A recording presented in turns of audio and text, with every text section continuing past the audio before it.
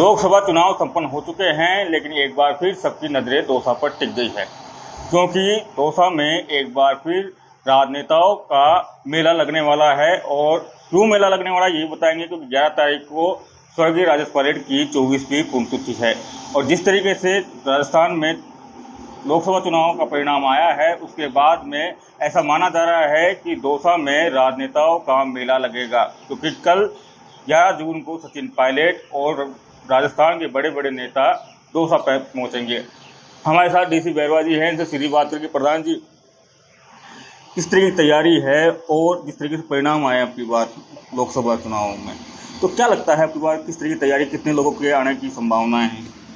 देखो, जैसे कि आपने कहा भाई, लोकसभा की अभी चुनाव संपन्न हुए हैं और दौसा के अंदर तो पायलट साहब के बाद में मुरारीलाल जी मीणा साहब ने ऐतिहासिक जीत दर्ज करी है। उसके बाद अब हमारे यहाँ पे स्वर्गीय राजेश पायलट साहब की पुण्यतिथि है, 24वीं पुण्यतिथि है, जो कल मनाई जा रही है जीरुता खुर्द के अंदर, जो बड़ा स्टेचू यहाँ पे।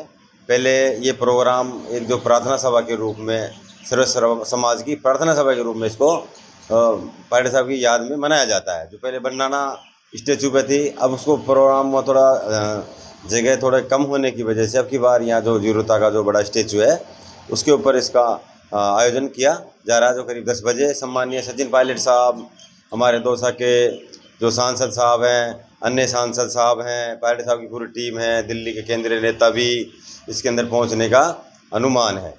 जिस तरीके से आपने कहा कि जगह चेंज की, ये छोटी जगह, पिछली बार हमेशा भीड़ आती है यहाँ पर, बहुत सारे नेता आते हैं राजेश पायलट को याद करने के लिए, अब की बार क्या संभावना है, बहुत इतनी सारी संख्या में लोग आएंगे? देखो, ऐसा है, मैं बताऊँ, अगर ये कोई राजनीतिक भीड़ तो करनी नहीं है। यहाँ पे पुण्यतिथि का मामला है, इसमें ये कोई सभा का आयोजन नहीं होगा। यहाँ पे एक प्रार्थना सभा होती है जिसमें सर्वधर्म की एक प्रार्थना सभा होती है।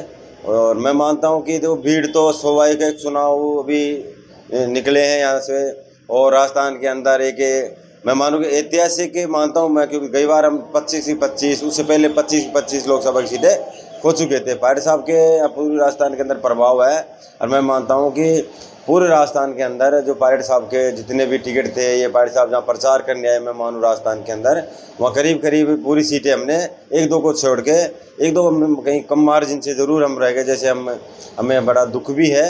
और हम तो ये मानते हैं मैं कि एक बीजेपी ने हमारे साथ जो जयपुर ग्रामीण की जो सीट थी वो ये मानो हमसे छीन ली उन्होंने। हमारा जो कैंडिडेट था उसके बैलेट पेपर, एक ईवीएम, जो आपको पता है उस दिन सारा टीवी पे था नज़ारा, हमारा प्रत्याशी जो अनिल चोपड़ा वो जीतने के करीब था, उसको ये मैं मानता हूँ कि इन्होंने तानाशाही तरीके से उसको हरवा दिया गया है।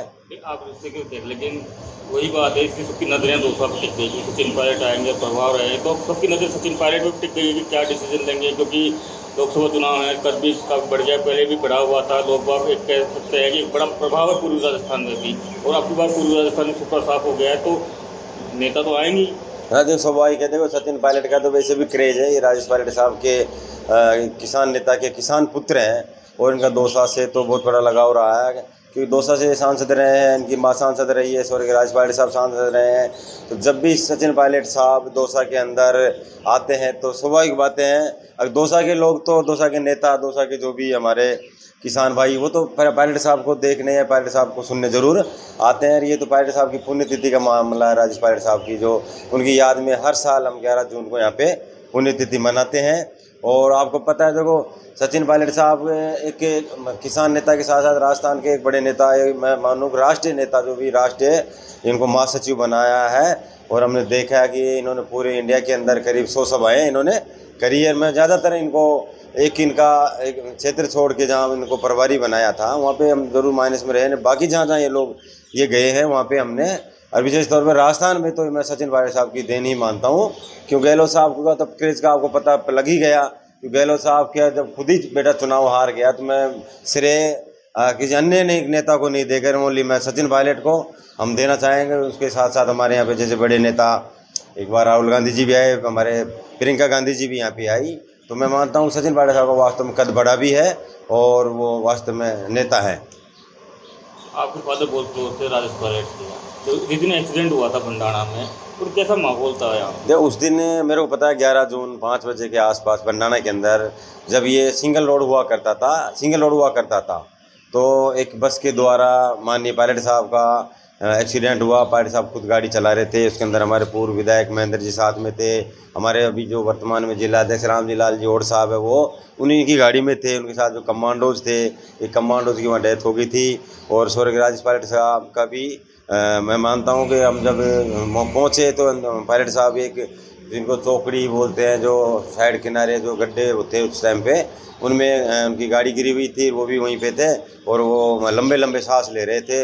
एम्बुलेंस वगैरह आ चुकी थी और उनको तुरंत प्रभाव से जयपुर ले जाया गया। फिर उसके बाद थोड़ा जैसे घंटे भर बाद में एक मैसेज आया जनता के अंदर कि पायलट साहब की मृत्यु हो चुकी है। तो गमगीन माहौल था, दुनिया पैदल दौड़ रही थी पायलट साहब को देखने के लिए। पायलट साहब के लिए लोग प्रार्थना कर रहे थे, लोग रो रहे थे कि हमारे जो किसान नेता जिन्होंने दौसा की पहचान बनाई, जो दौसा के नाज अगर हिंदुस्तान में बात करते हैं तो दौसा का जो नाम है वो स्वर्गीय राजेश पायलट साहब का की वजह से, क्योंकि वो बार बार सांसद रहते थे। हम कहीं भी जाते मान लो आज भी अगर कोई बात करें हिंदुस्तान में दौसा तो कौन सा दौसा, पायलट साहब वाला दौसा के नाम से जो जाना जाता है। ऐसे नेता की उस दिन अगर बहुत क्षतिपूर्ति जो राजनीति जो उसकी जो क्षतिपूर्ति वो कभी पूरी नहीं हो सकती।